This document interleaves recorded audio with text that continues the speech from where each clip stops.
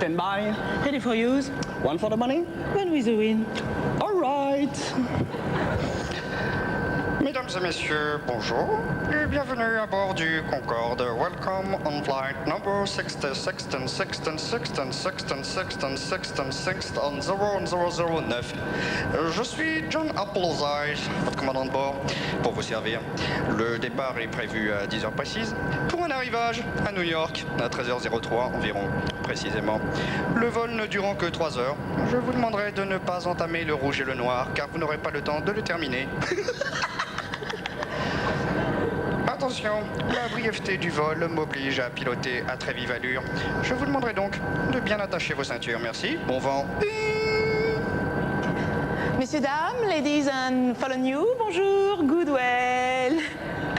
Bon, alors, l'avion ne décollera que quand je vous aurai donné toutes les consignes de sécurité.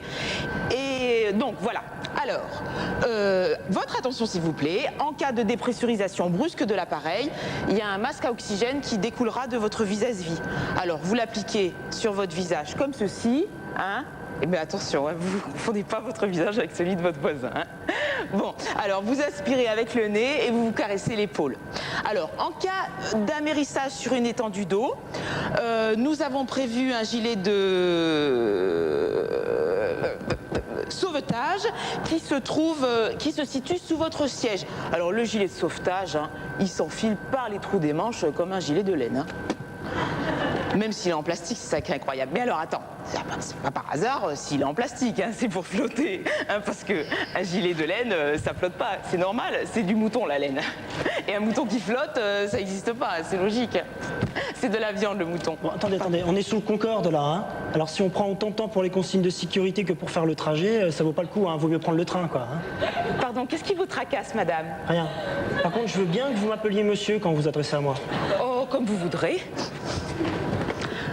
Alors, donc, comme vous avez pu le constater, il se trouve 2 issues de secours qui se situent, grosso modo, 2 tiers et demi de l'appareil. Non, ça doit faire 3 quarts. Non, mais c'est bon, 2 tiers. C'est bien. Bon.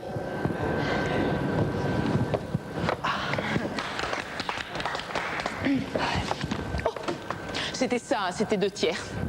Bon, alors, donc en ce qui concerne les issues de secours, à Monique, alors que, je suis désolée, dans le Gers, Monique c'est un prénom beaucoup moins courant que Christian. Surtout que pour les garçons de sexe masculin. Hein. Bon, alors, en tout cas...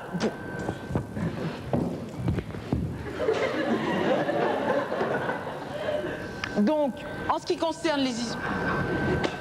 Non, mais écoutez, arrêtez de vous agiter comme ça sur vos sièges, vous êtes lourd. Non, c'est vrai, je vais être obligée de tout recommencer tout à zéro. Non, c'est bon.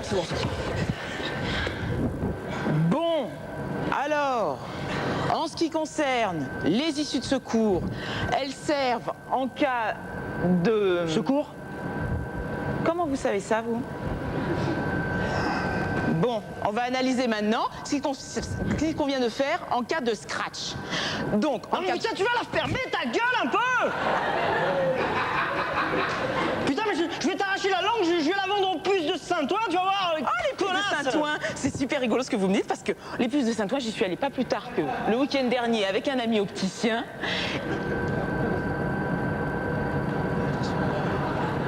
Élise ne sera jamais. Élise ne sera jamais hôtesse de l'air.